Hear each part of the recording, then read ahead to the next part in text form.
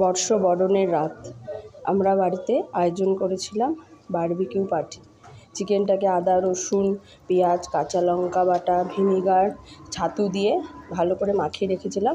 আমাদের কাছে তন্দুরি মশলা টক দই ছিল না, যেহেতু খুব তাড়াহুড়োতে প্ল্যান হয়েছিল, তাই তারপরে ভালো করে আগুনটাকে ধরিয়ে তন্দুরি করলাম। এই ছিল বর্ষবরণের রাতে আমাদের পার্টি। আমরা এইভাবেই আনন্দ করে কাটিয়েছি। তারপর রাত 12টার সময় ছাদে গিয়ে দেখি বাজি ফাটছে। কী যে বাজি ফেটেছে, এত বাজি মনে হয় কালী পুজোতেও ফাটে না। যাই হোক, সবাইকে জানাই হ্যাপি নিউ ইয়ার।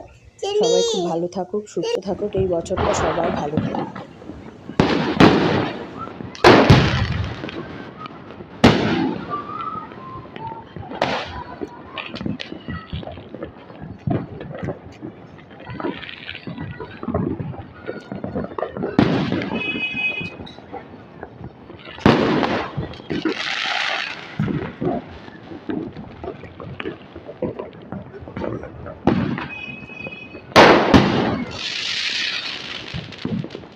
কতবারই ঘটেছে।